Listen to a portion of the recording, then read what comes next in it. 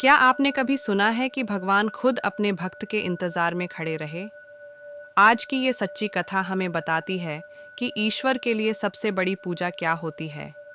ये कहानी है पुंडरीक की, एक ऐसे भक्त की जिसने दिखा दिया कि माता पिता की सेवा ईश्वर की सबसे बड़ी भक्ति है।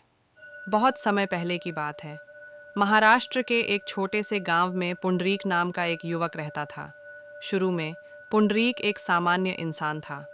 वो तीर्थ यात्रा करने निकला।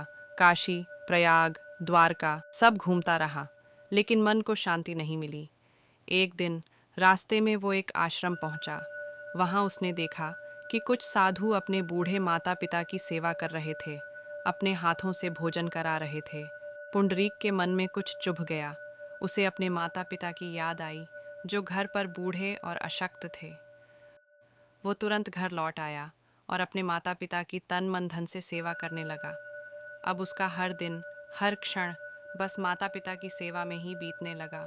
उधर वैकुंठ में भगवान विष्णु पुंडरीक की इस भक्ति को देख रहे थे। वे बोले, जहाँ लोग मुझे पाने के लिए पर्वतों और जंगलों में भटकते हैं, वहाँ एक युवक अपने माता पिता में मुझे देख रहा है।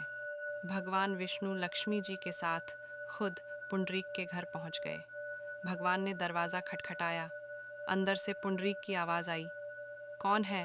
भगवान बोले, मैं विष्णु हूँ, तुम्हें दर्शन देने आया हूँ। लेकिन पुंडरीक उस समय अपने माता पिता के पैर दबा रहा था। उसने बाहर आकर दर्शन करने से मना कर दिया और कहा, प्रभु, कृपा करके कुछ देर प्रतीक्षा करें, मैं अभी सेवा में हूँ। उसने एक ईंट उठाई, दरवाजे के बाहर रख दी और कहा, इस पर खड़े हो जाइए प्रभु, मैं तुरंत आता हूँ। इस कहानी से हमें एक गहरी सीख मिलती है। ईश्वर को खुश करने के लिए पूजा पाठ से भी ज़्यादा ज़रूरी है माता पिता की सेवा, सच्चा कर्तव्य निभाना और अपने कर्म से भक्ति करना।